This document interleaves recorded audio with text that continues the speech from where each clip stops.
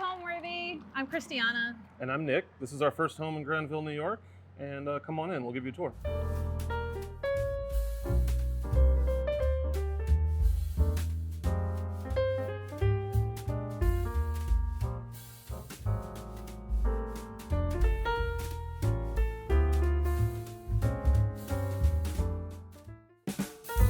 Welcome to our newest Homeworthy series called Our First Home, where we meet young lovebirds who are building their first nest together. Now we're the Taylors. We're married. These couples have both charming love stories and lovely homes. It just feels great to be not only building a home, but building a life together. So prepare to be swept off your feet by these incredible pairs and the places they call home.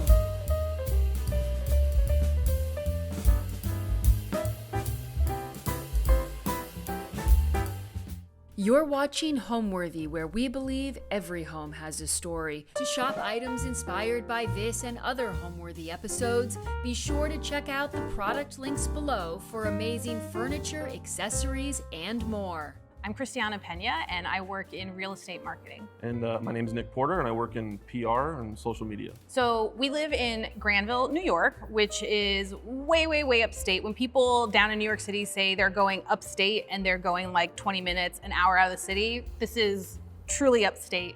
We are about an hour and a half northeast of Albany, which is about 45 minutes from Saratoga Springs, which are just two cities that people might be familiar with. We're right on the border with Vermont. You could throw a stone and the Green Mountains are right over there. Granville is a small little town that is known as the colored slate capital of the world. Yep. You think of slate, you usually just think of like gray tones, but there's purples and reds and kind of greenish blues. It's really beautiful, and that is really what got Granville its start, were all these slate quarries. So when you drive around, you still see a lot of that history and heritage. Our property is just this little postage stamp size lot, and there are two buildings on it actually, but the one that drew us to this property is where we're sitting right now, inside this historic church, which was founded in 1780. Well, the congregation was founded in 1782, and then the building was built in 1793 as the first church of Granville. It's crazy to think that this building has that kind of longevity and history in this community, and it's been really exciting as we've been, telling people that we're here and people have seen us doing work. People say, oh, we used to go to Sunday school in that church, or my uncle got married in that church.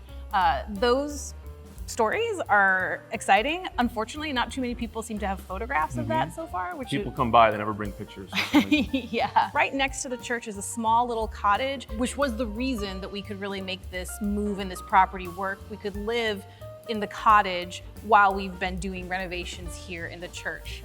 We looked at a bunch of other properties, especially a lot of other churches all over New York State and some in New Jersey when we were thinking about this move.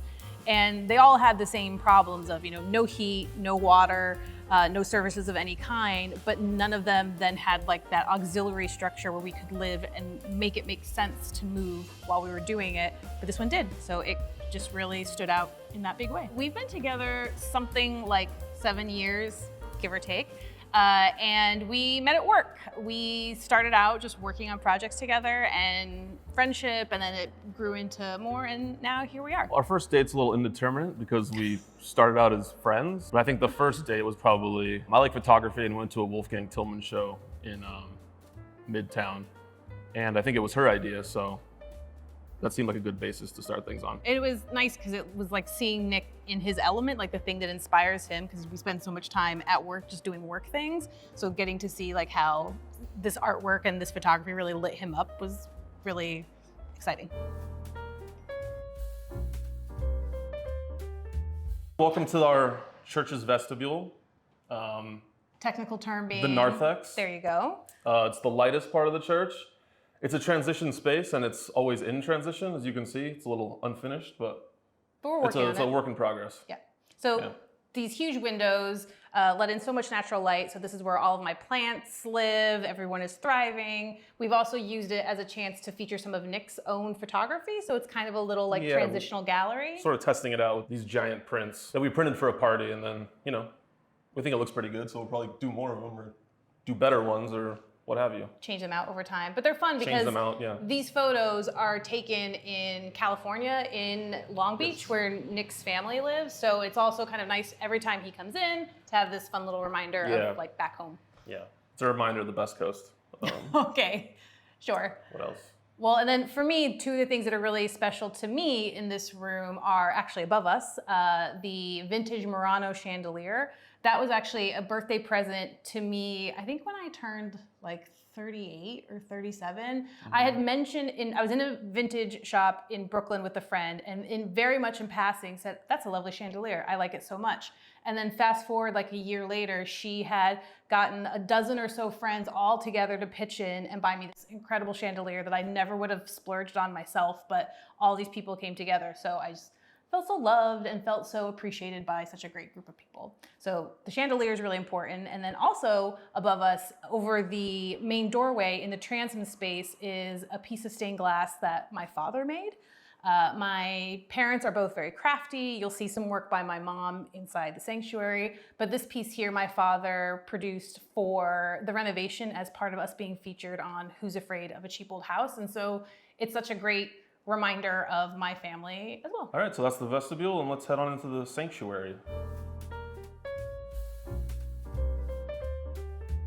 Welcome to our sanctuary. This is basically our home. It's one big 2,000 square foot room that's, divided out into zones, but it's this one big, beautiful space. It's kind of like if you ever dreamed of living in a loft in the city, but that was never financially in the cards, you could just live in a converted church in Granville. 21-foot ceilings? 22. So if you ever feel really anxious in the other building, you can come over here and kind of like calm down a little bit. You come into the vestibule, you can go left or right through either of the doors, and immediately you were just drawn right to the center of the sanctuary with this incredible, incredible chandelier. It is a handmade piece that actually was made not too far from us, just over the border from New York in Vermont in West Rupert by a company called Authentic Designs. And originally, when we were doing the initial renovation and restoration as part of the HGTV production with Who's Afraid of a Cheap Old House, they had very generously lent the chandelier. But once it was here, we were just like, Yeah, couldn't leave. it's the most beautiful thing, and it's handmade, so the opportunity to support this company that is still so committed to craftsmanship and quality is just really important to us. And it just, like, yeah, you walk in and you can't deny, it just like beckons you to this space. Yep. Which is why we decided to we really wanted the heart of this sanctuary space to be this kind of like melty lounge area. And the couch is a saga unto itself, for sure, in terms of how we finally landed on this couch. To Nick's dismay, I went through a couch phase. Yeah, we collected many couches. Oh, I like that you changed that to we, because that's fair. Well, I was definitely involved, I remember, with many U-Hauls. Yeah. And some of them are still downstairs, so Yeah, that's, if anyone wants any.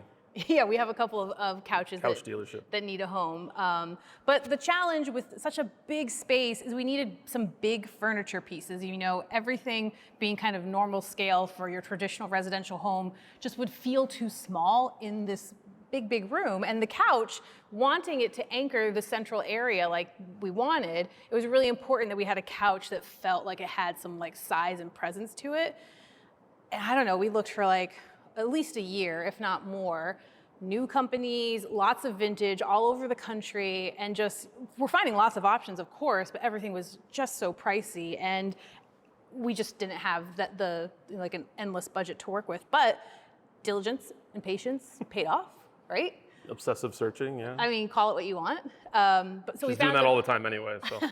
So we found a vintage shop in Connecticut called Refill Vintage that had this insane, I want to say it's from the 70s, this insane, really buttery, soft, I don't know if it's performance, suede. I don't think so. I don't really know, but it is beautiful. And each of the pieces are disconnected. They're on casters, so it's endlessly,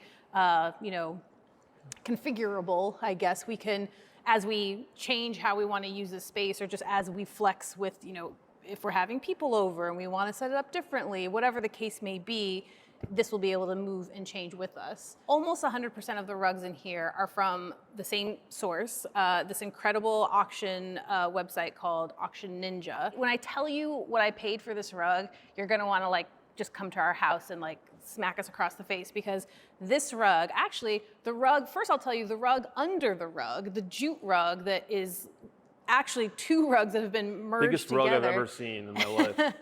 This insane rug that just like totally fills the center of our house. I got it on Auction Ninja at an estate sale for $90. $90. Like, that's insane. That's insane. I mean, it's crazy. So that's the jute rug, and then this beautiful rug with all these red and like hints of blue tones on top of it. I think I paid $150 for. Like, these prices are crazy.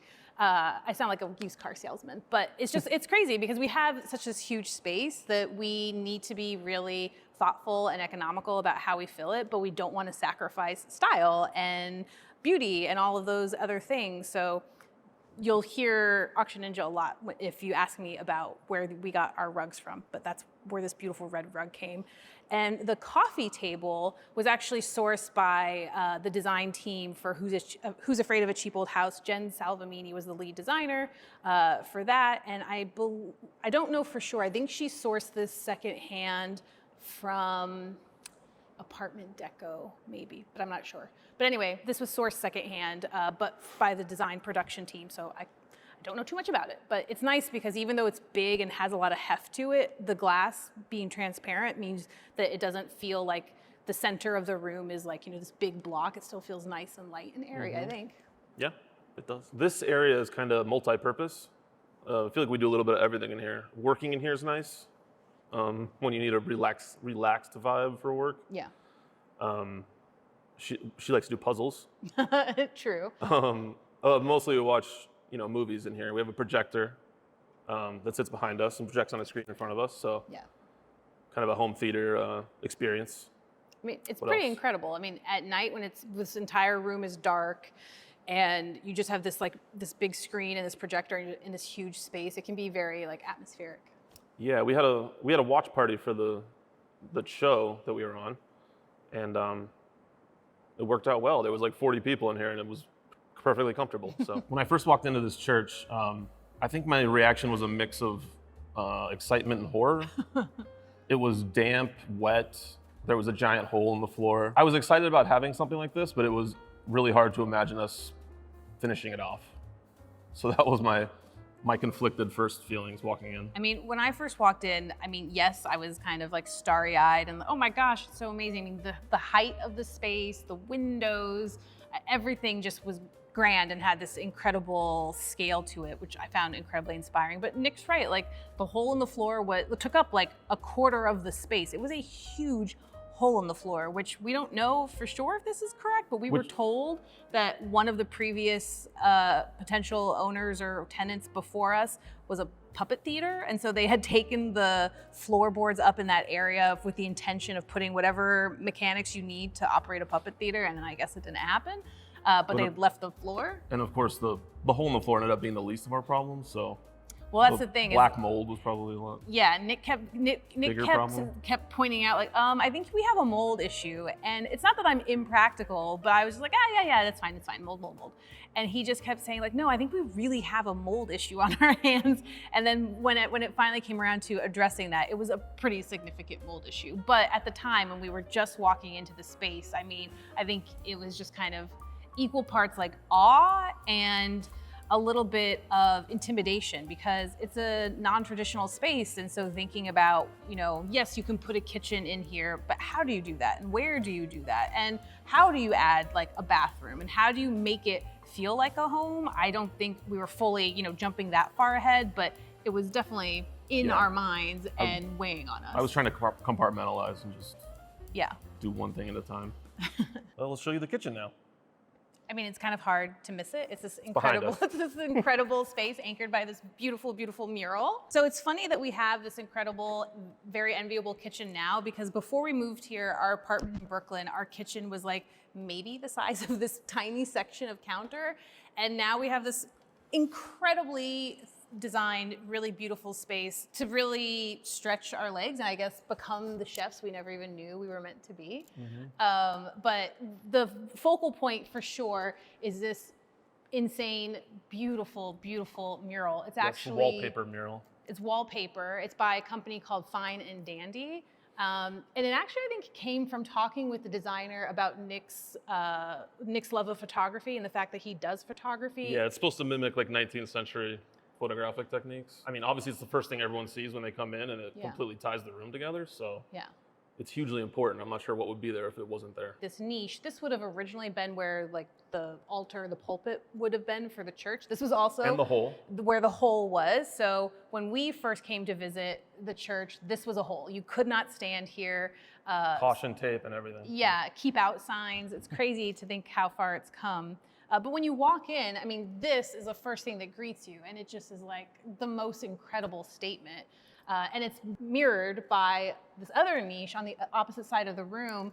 And I think the fact that the other niche where you'll see my collection of Blue Boy reproductions, that is very much like a gallery wall. But when you see that, the idea that this would have also been another gallery wall, I think you just know that it would have just been too noisy and just like too cluttery. So having the guts, I think, to make such a huge design statement, I don't know if I would have ever had the guts to do that, but I'm so glad that somebody else had the vision and the authority to do that on our behalf, because I couldn't be more happy with what she did. Mm-hmm.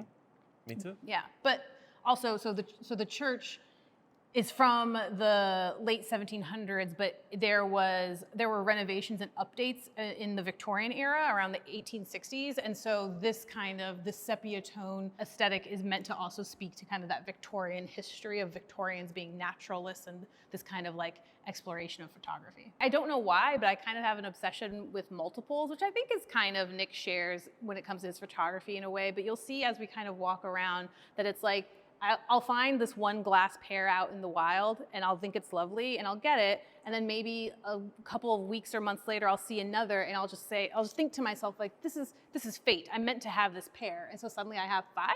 It's the cycle. You see this in antique stores a lot. Life goes on, people get older and they start getting a little kookier. Yeah.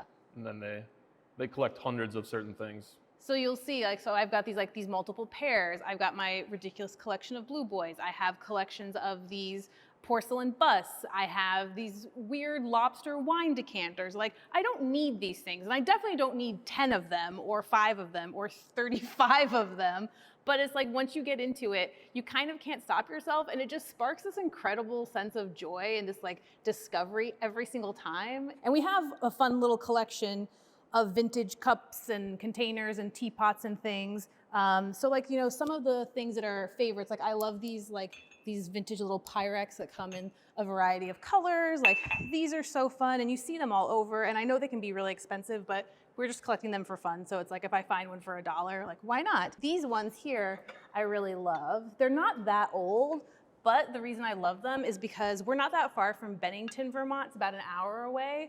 And this is Bennington pottery, which I don't pretend to know a whole lot about like how this style developed, but this is signature of Bennington Pottery Works. So to have a little set like this just feels like very connected to the area where we live. Similarly, this guy, and actually he is a friend, this great little dish that I haven't really yet figured out what I want to use this one for. But these, actually technically, this is Nick's. Thank you. This came from Shackleton Thomas, which is a pottery company in Woodstock, Vermont? That's a lie. No, it's in Vermont. It's sort of close by. Yeah, in Vermont.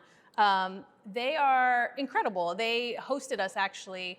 The real estate marketing website that I work for, Circa Old Houses, we had like a little staff kind of retreat a couple years ago to Vermont, and the Shackleton Thomas folks were incredibly welcoming and invited us in for a wood shop tour. But attached to the Shackleton Thomas wood shop, Charlie Shackleton, his wife Miranda, has her own pottery that like, this is really, I mean, it's crazy. I, to be fair, did not necessarily know this going in, but like, presidents have been gifted Miranda's pottery. Made pottery for all manner of world leaders. Yeah, it's incredible. And so I've heard. Yeah, so Nick has this mug from that visit, and then when we had our kind of housewarming party, they were so sweet. They gave us this adorable little, this kind of rabbit motif is very signature of Miranda's work, but they gave us this great little dish to welcome us home. So these are really meaningful to us as well. So this little kind of pearlescent, iridescent teapot is old, and it's from my grandmother.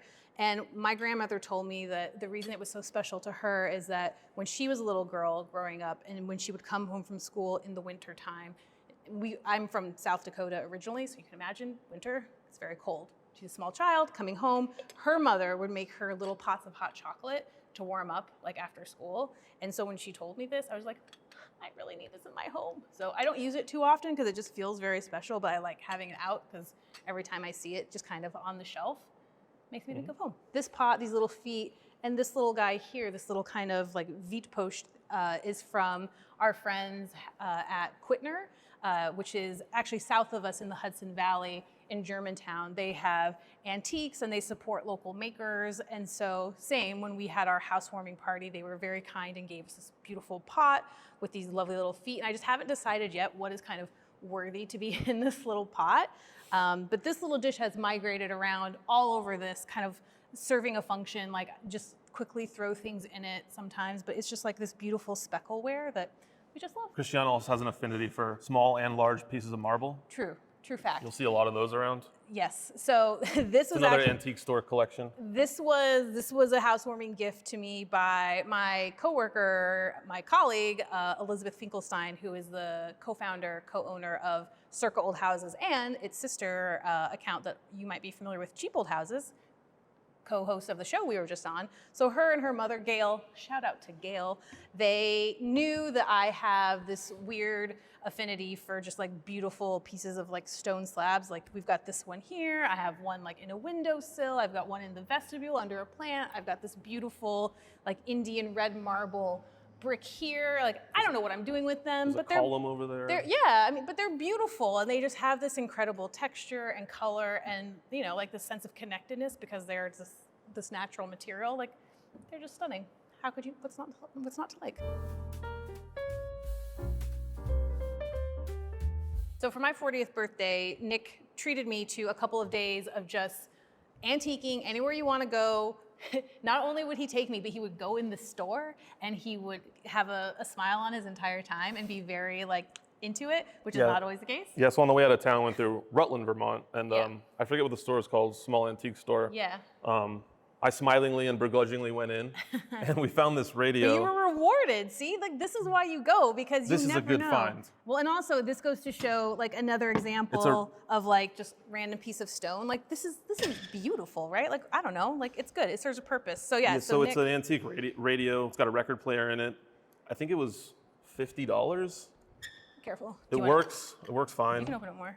So actually, yeah. This side just holds the records. This side has the mechanics of it going on, but it works perfectly. Yeah, it was like $100. That was one of those shocking moments where we were like, "How much is this?" And the guy was like, "50." Yeah. Our mouths were kind of agape, and we're like, "We'll take it, I guess." Yeah, it is Magnavox. Like we said, works perfectly. The record works. The radio works. The radio is like I'm still trying to figure out necessarily like the balance of everything. We'll get there. Yeah, but it's just like a beautiful piece that. Like we needed a console, we needed something behind the couch, and we'd been thinking of like small bookcases or something, and who knows, like we might still, this has moved around several times, and right now it really feels at home here. But yeah, I mean, it just goes to show, like we didn't go searching for this vintage radio console, but like it found us. It drew us to it. When we started wanting to look at houses, I think we started normally, but then Christiana has an obsession with old structures, especially unorthodox ones, so it quickly became a search for only a church. You think about buying real estate, especially when it's your first home and we don't know what we're doing and we're learning about this process of appraisals and comparable properties. And there's really no such thing as a comp to a 1793, 200-plus-year-old church. Like there's just no comps. And so finding the financing to make it happen was really challenging and a couple of other kind of stumbling blocks along the way. But then it kind of all at the last minute, kind of all tied up and yeah, it was worked. probably a year from when we first looked at it to when we closed. So that's the kitchen area, and let's move on to the dining area over here behind you. Which absolutely always looks like this. It always is set like this. It's always it's like Thanksgiving dinner's about to happen, but with donuts. No, I mean, this was really fun to set the table like this because, I mean, it's really just the two of us for the most part, even though we love to have people over and we do love to entertain, we're still like doing a lot of things to be prepared to really do that. But you know, we have just like a mix of like new and old, like some beautiful like plates from companies like Green Row, but then like also some vintage stuff, lots of vintage like depression glass. I think I got these on like 2 years ago. Like a bunch of my like old house and like vintage friends, like 8 of us had this kind of like girls weekend in Connecticut antiquing, and I think I got these for like $25 or something. They are massive, like they're so heavy, they're so beautiful. One of the things that you find throughout our house is that there's like just eras and styles are just like commingling and kind of all kind of in the sauce together, and the table and chairs are a great example of that. Whereas, you know, our sofa is very mid-century, well, not mid-century, but 1970s and vintage in that direction. These beautiful handmade chairs, these are Windsor chairs, and they were sourced, or they were really the brainchild of Elizabeth from Cheap Old Houses. She saw these and thought that they'd be a great way to add some kind of history and tradition and craft to the space. And they're stunning. They are so beautiful, and they really go well. This table is Secondhand from Kayo, which is a really great website if you're looking to have like high quality stuff and you don't want to necessarily have to pay full price. So they really work beautifully together. Yeah, and then I mean all the other things like I was saying, like it's a mix of like new and vintage, and it all just kind of is commingling together.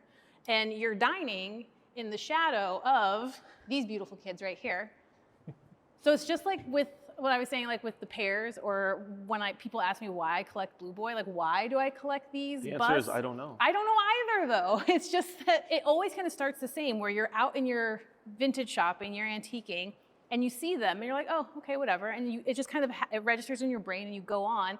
And then the next shop you see them again. And then the next shop you see them again. And then you just start to think about how these things, there are so many of them because at a certain point in time, they were popular in American culture to have them in your home because it said something about your awareness of culture and style and history and like wanting to feel connected to that. But then at a certain point, everyone just like concurrently decided we're past that. So they just all get flung out into the world to vintage and antique shops for people like me to find them. And I just kept finding them over and over. And so I couldn't stop collecting them, and I just thought that the repetition of them, especially in this big space, added some interesting kind of texture without being like too loud and over the top. So now they get to attend all of our dinner parties. Why not? Noticing a pattern. Yeah. So Nick's favorite thing The in the aforementioned house. piano. Yes. Do you want to tell them how much we paid for it? We paid $0? We paid $10. We paid $10 for it. $10. We picked it up in Boston by ourselves. Well, first. Well, we were supposed to be by ourselves. Well, so first, found this at an auction. Again, this was at Auction Ninja for $10. Nick had said, you know, if I ever found a piano, he'd be interested in one. And I was like, I could make this happen. I was looking for a stand-up piano or something small. We went to Boston, pick it up, tried bringing it down the stairs with like back straps, and my back broke immediately. And so the owners ended up having to help us. Their neighbors had to help us. So it was quite a sight. I'm sure they like us a lot. But and then, we ended up getting it down yeah. and in and here. Yeah. Somehow. Well, and then we got home and it sat in our driveway in the U-Haul for like 2 days so that we could just recover. And then our friends, Trisha and Bobby, who have an incredible handyman service here in town, they helped us move it in, put it in place. And it was funny because after all that, like I always joke to people that like this piano was kind of like our IKEA. Like, you know how like couples, like you'll go to IKEA and like you'll start arguing about whatever. That was this for us. Like, I feel like this like took our relationship like to the brink, you know, because it was just like so incredibly difficult. Well, it takes a village. Yeah. Forced against their will to move a piano. Well, and then after all of that, we moved it into place, and then we contacted a tuner to come and tune it. And the first thing he says, he comes in, he's got all his stuff laid out, and he's testing it. And he's like, before I even get started, I have to tell you, like, this is probably not even worth tuning. Like, it's not really great. And we were like, please don't tell us that. We can't bear to move this thing out. It was too traumatic. It has to work. It has to stay. And the longer he kind of played around with it, he was like, It's well, fine. He was being dramatic. well, he was just like, as long as you're not trying to have like concerts and like high quality thing. Like we're like, no, this is just something for us to kind of like we've both played piano at different points in our lives. This is just kind of a fun thing for us to kind of get back into. And then actually just the other day, Nick a while ago had said that he would love to find a metronome to go with the piano. And you can get them online, like you can get them on Etsy, you can get them on eBay, all over the place. And ones in good condition can be pretty pricey. And I just happened to be at our town little antique shop the other day, just looking, because one never knows. And I found this little guy for $25. And he works beautifully. So whenever Nick's ready to start his lessons, and wait, what did you learn? Is like when you move this center part down, that quickens it, I believe. Yeah.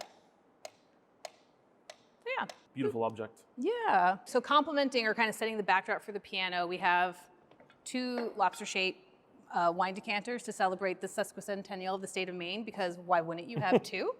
But then on the wall here, as much as we love vintage, I mean, I think our taste is incredibly eclectic, and a lot of this is primarily my art, and a lot of it is obviously not the same kind of like era of like the rugs and the piano and the Windsor chairs. It's much more contemporary. These 2 pieces are vintage that I got when I was still living in Brooklyn. This one is from Dobbin Street Vintage. It's this like great kind of French cyclist. This op art is from a place called Pippin Vintage, also in the city. And then these 3 little kind of animals that say objet d'art are by this really great artist that Nick and I met when we were doing. We wrote an article on him. Yeah, we wrote an article for Untapped, which is a website about like arts and culture. He lives in Providence now. He lives in Providence now, yeah. Oh, he was in New Rochelle at the time. But he does this he just does this really beautiful, expressive art. We love his stuff so much. And so I've always told him that as he creates more of these particular series, that I have the right of first refusal, because I love them so much. He's extremely prolific. He puts stuff out like every day, and a lot of it is just really good. Yeah. But then even like I love Miro, and actually the reason that these 2 lithographs are important and valuable to me kind of emotionally and sentimentally is because when I was a junior to senior year in college, I studied abroad for a year in Paris, and I interned at the Paris Gallery of Galerie Mecque, which represented Miro. So these 2 pieces, like I love Miro, you'll see his books all throughout our house. And so these 2 pieces are especially meaningful to me because they were the 2 pieces that I was gifted at the end of my internship, or stage, as they say. Fancy. En français. And then this is by an artist, Blonda. You can follow her online. I love her work too, but you can see it kind of all fits into a similar kind of style. This is incredibly important to me because this is my cat, Tom, who moved with us from the city to Granville and then unfortunately passed away not long after. But this picture is drawn by my godson, Ambrose, who lives in Saratoga, very close to us. So that is very meaningful to me. And then this long piece here is Niagara Falls, because we go to Buffalo and kind of the Niagara area kind of regularly because there are some bands out that way that Nick has been following for a long time.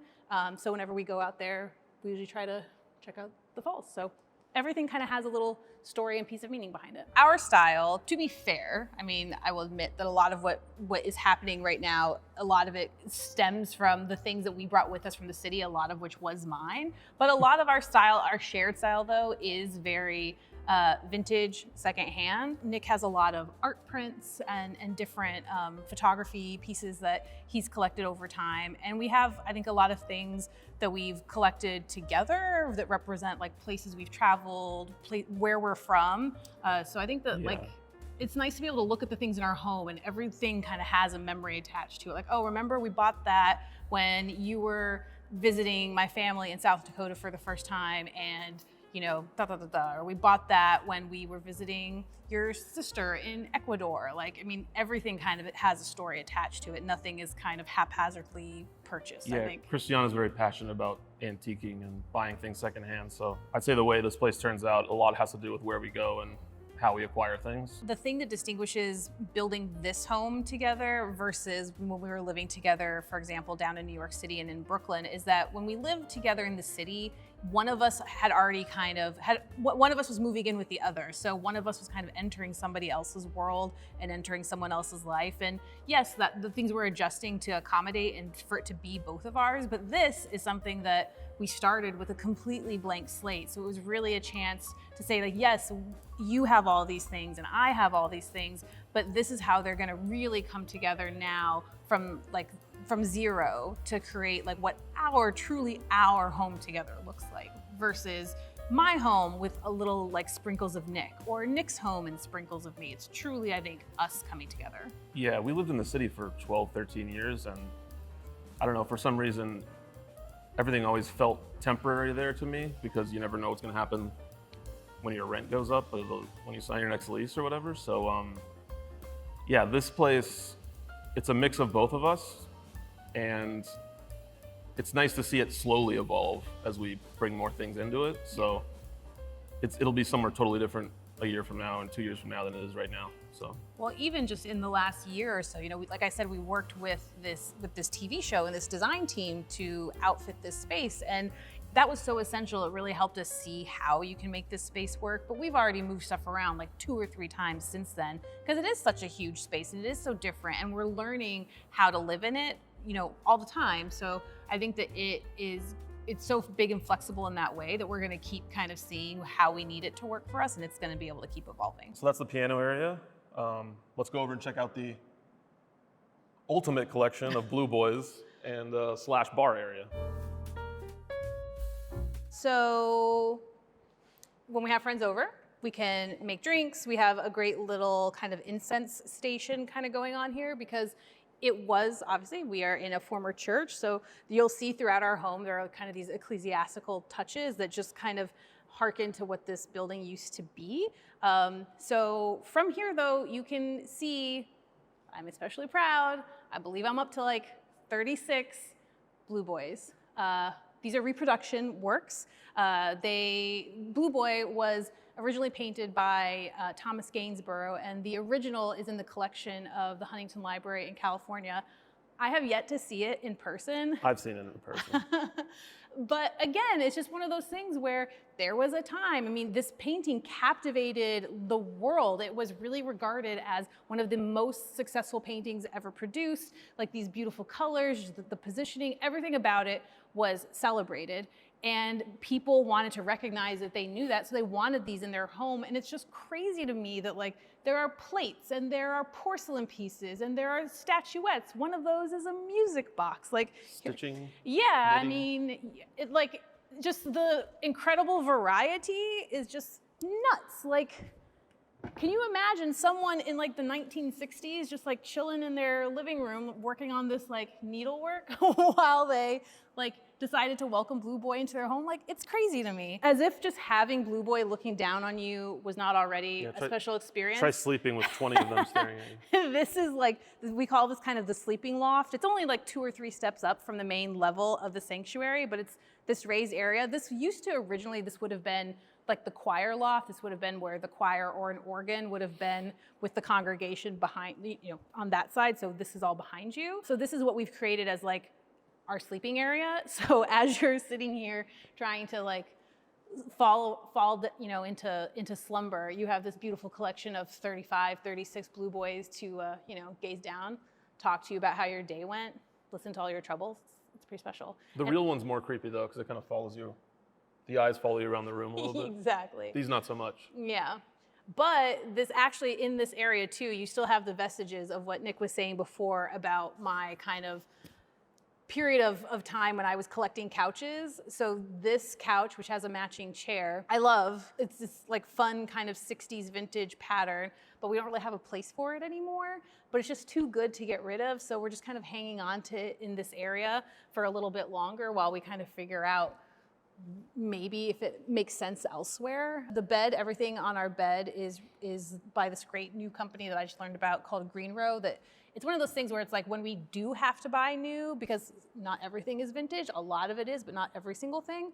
It's great when we can find companies that kind of have that same approach to like craftsmanship and longevity, and Greenrow definitely does. So that's what we have for like our bedding and our nightstand and our great little lamp, but then complemented by like fun little touches like this kind of tile coaster from Fireclay, which is a really great company out of California.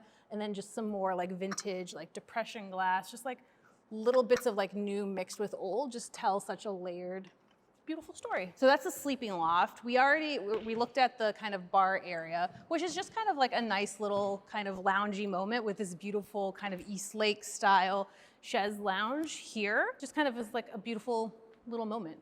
I do want to point out my collection because these things are contagious, so it's kind of an arms race. So I decided to start collecting ashtrays. We got this one in Montreal. Yeah, Montreal. I don't know much about it, just looks nice. I will show you one of the things that is great about an old house, of course, is learning the history, not only of the house, but the community also. And we were kind of surprised that even though our now house was originally the first church of Granville, that was its name. It was, like we said, the congregation established in 1782, the building in 1793. We went to our local historical society, we asked our town historian, and found little to nothing, surprisingly, for what seems like a really significant building in the community. But then, actually, an old preservation professor of mine had suggested, like, well, you should just check your local library. They might have a local history section. So we did, and our local library, the Pember, had this great compendium, I guess. This book's amazing. It's 100 years of the church? Yeah. 100-year history. It's basically a chronicle of failures and infighting. It's and so good. committees put together to investigate people dancing and stuff like that. So the town newspaper, the Granville Sentinel, when the congregation finally dissolved, like the congregation finally like came to an end, they did like a year-long retrospective in the town paper based on the church records. And it's just so hilarious to read back because it's like, we obviously when we're looking at it, we're interested about kind of like the color that it brings to the people behind the church. But initially I was looking at it in the hopes it would talk a bit about the building, like, you know, when they started building, design choices in the 1860s when they started to renovate. But there's really nothing about that. It's mostly about how they never have any money and they're it's much more about constantly the people making promises they can't keep. Yeah, and the infighting. But it's the kind of thing that, like, as ridiculous as it might seem now, kind of with the benefit of time, it is still an incredibly valuable document to us because it tells us like the people who really then you can walk like a block down from our church and the cemetery that used to be affiliated with this church, half the names that you see in this document, like they're there in that cemetery. Like the connection to the earliest days of this town are really visceral and palpable. It's really powerful. Over here, this is sort of my work area and my art wall, which is kind of a mixture of things. We've got some Soviet art, a pop art, some camera posters, but mostly everything else here is done by a guy from one of my favorite bands, probably forever. They're called Every Time I Die. They're broken up now, but shout out to Jordan Buckley, hardcore scene band, very DIY, and so he does a lot of art. And these are tour posters over here. Yeah, so I've been seeing them since I was a teenager, basically, and this is kind of a reminder of that. Echoing the religious nature of everything, I wanted to get a sensor for a while so we could do, you know, various rituals and things. Sure. But yeah, we found this when we were in Ecuador, like was mentioned, we were at we had a guide taking us around, and we were at a market. Like an open air market, yeah. In Quito, where people just like forge things and make things themselves. We found this in a guy had a booth with all brass stuff in it, and that was just there right in front of us. So yeah, it's kind of meant to be. I don't know. Yeah, we found that like day one, like an hour into the tour. Yeah, it was like the first thing. Yeah. And felt a little too good to be true. Hope we could get it home. So this desk came from Cheap Old Houses with the show. This is the heaviest piece of furniture. It was originally up here where the bed area is now. That was a work area. We moved it down here. We had to wait a while because it's unbelievably heavy. We had to have we paid, I think, 2 guys to come in here and help me move it. Yeah. And it took all three or four of us to move it, but it's like the it's definition like a two-sided they two-sided don't work make desk. it like they used to anymore. It's like so well made. It's like the thickest wood. Yeah, it'll be here long after I'm dead. Yeah, but we've got that. It's kind of sparse right now because it's huge. I don't have a lot of stuff to put on it. This is the first entry in the ashtray collection. Tommy's Taxi Service. I don't know if that was a real place or ironic or what. But well, at the time, I got it for you because at the time we had our cat Tom, and I don't know, it just felt like silly and like connected. So I was like, oh, why not? Yeah. So standing ashtray. Very cool. We mentioned my dad, in the vestibule, we mentioned that my dad does stained glass and created that transom piece. My mother is a quilter, and so this is not a dog bed because we don't own a dog yet. This is just a big floor pillow that adds like places that people can sit and relax and lounge. And so my mother created this original quilt cover for it for me. So again, it's like everything like connects us kind of back to like some memory or someone that's important to us. But I love this. Like I can't imagine like my mom, Deb Peña, like her little fingers like doing all these like tiny little squares, but she just does them like so carefully and expertly. It's just like, it's such a beautiful thing. I'll have it for forever. And this is actually, the quilt on the couch is also by my mom. If there's a quilt, Deb Peña made it, because at this point, like, I see vintage quilts sometimes and they're so beautiful, but I feel like I'd be like cheating on her craft if I were to get it from anyone else. So if there's a quilt, it's by her. My advice to others when buying their first home would have to be simple. Just have patience, I guess. Yeah. Because I think I'm a lot more patient person after we were here than I was before. So it took a lot of faith that things would turn out, and it looked like a lot of times like they weren't going to turn out. So simple virtue from me. And for me, advice that I would give someone looking to buy their first home, I think that Nick's right. Patience is so key, because yes, we could have bought so many other just like perfectly lovely homes along the way.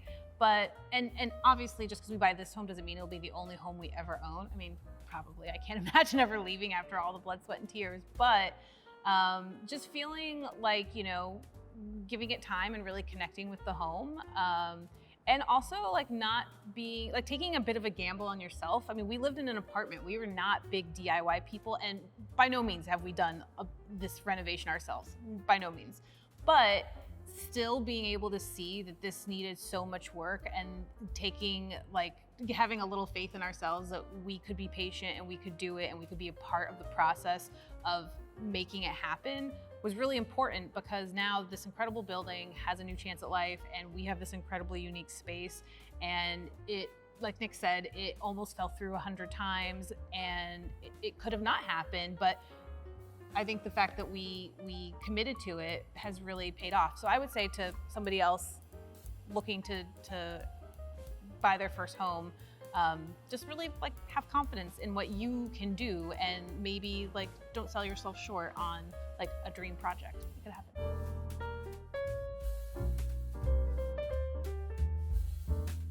Moving next door from the work area, this is the library area. Some of the stuff here was from the show as well. This, my favorite, this Chesterfield's my favorite because I always wanted one. And the show gave us one. It came from, what's the store called? It's called The Old 1840. It's a vintage shop also here in Granville. The owner, Goliath, is the nicest guy. And we've been talking to him about coming and doing some more patching, but just like, no, I don't think we ever even uttered the word Chesterfield to anyone. So the fact that this happened was like pure, like just fate. Yeah. And we've got a bookshelf over here, which is massive, but still looks kind of small when you put it in here. You want to point out some of the books, like your New York collection or the Moby Dick you just got? Yeah, the interesting stuff's down here. Trying to buy old books. Let's start an old book collection, which, yeah, we got Moby Dick. We got this volumes of history of New York. We got a Adirondack history, because we live 10 minutes from Adirondack Park. The Blue Line? Yes, the Blue Line. Well, those books all came from, what's the bookstore called? It's in Hebron, New York. Wilson Homestead, Bookshop and Antiques. Collection of art and photo books. A very cool globe, which also came from the show. Well, talk through some of the books. Like, what are some of the ones that you like? What are some of the ones I I tried to like? put out the ones that I know you like. Tillman's I put on the table. No, not Tillman's, right? I don't know. Anyway, I put the ones I thought you would like, but do whatever you want. Pick them up and handle them. Well, it's funny because it's like, I did not know Wolfgang Tillman's until I met Nick, but now I love his work as well. And it's funny. German. Yeah. And it's funny because, well, maybe it's not funny, but the way that we chose to display Nick's photos in the vestibule with just these like T-pins and binder clips, super simple to allow you to have these like really big pieces, is how Tillman's displays his stuff. I mean, that's how we thought to do it. Yeah. And he also likes lots of different things. What do you call it? Typologies. What do you mean? Well, we're talking about how you got Blue Boys. Lots of the same thing repeated over and over again, which is something I think repeated around this room. Yeah. Actually, this is the Beschers. They do the same thing, so kind of all. Let me find one. They do typologies too, so repetition of the same kind of structures over and over again. It's kind of a motif that Apparently we both do. is going around, I guess. Yeah. Another vintage. Oh yeah, ashtray number 3. Is that one also from Montreal? Did we get those together? I think so. Yeah, that one might also be from Montreal. Another Montreal ashtray. Yeah. I think that's all of them. Next to the library is this pool table that it's funny that we have the piano now because, again, it's a huge space, so there's a challenge in finding ways to fill it. And so kind of having this games area was one solution that the designer for Who's Afraid of a Cheap Old House came up with. And as she told us, she was talking to the production team and said she wanted something big and it would either be a pool table or a piano. And production was like, a piano sounds like an absolute nightmare. Let's just do a pool table. So that's why we ended up with a pool table. And then obviously the piano happened anyway. Yeah. People come over, they play it, it's fun. But then really kind of the last little corner of the house is just like kind of bringing you back full circle to the kitchen. It's just this little kind of breakfast table, kind of breakfast nook, where we also kind of have like the concentration of the various pieces of kind of ecclesiastical art that we've collected over time. Again, almost all of them connecting back to a memory or a moment of something that we did together. For example, like this here is the Cathedral of Notre Dame in Montreal that I got when Nick and I and his mother went on a trip to Montreal together. So it's like, I look at that and I remember that, in addition to kind of filling this thematic kind of purpose for us. Or like this cross, this kind of, with this hyper reflective kind of metallic gold. I got this in Mexico when I was on a trip with one of my best friends from down in the city. So it's like, whenever I see this, I remember that really incredible trip and traveling with her. So everything kind of like has layers to it. And this painting on the wall over here. Go for it. Where'd we get it? Buffalo.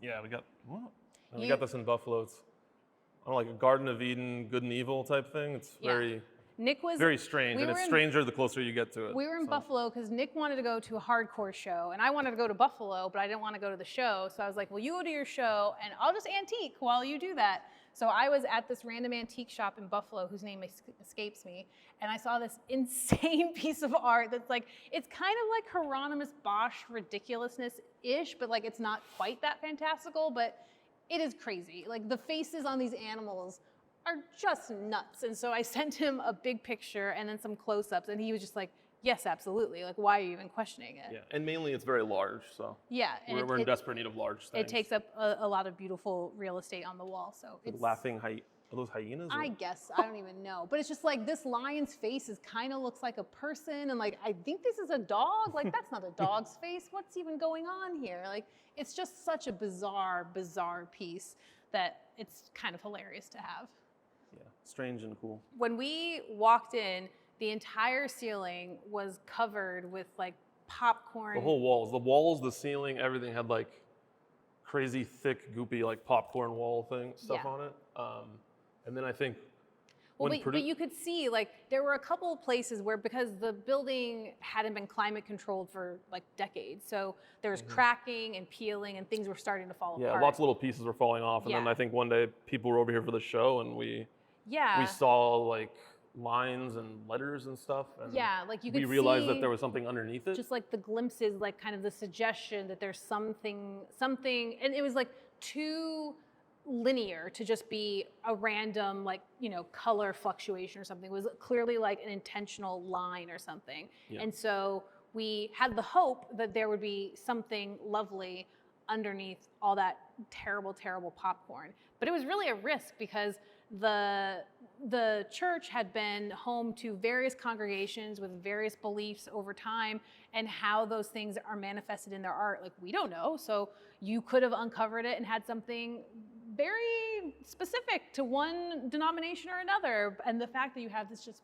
beautiful geometric pattern with still, as faded as it is, this kind of like ruinous like quality to it, it still has a lot of detail intact, is incredible. And that was probably the single most time consuming part of the renovations that happened, because It was just a couple guys up there scraping for God knows how long. Yeah, just like because we didn't have the ability to do like an actual like conservation treatment and approach to like testing like paints and stuff like that. You know, our directive was like just do no harm, like as long just like water and manual just scraping like softly and carefully, and whatever comes. And that's why you can see there's still a lot of places where there's patchy and things like that.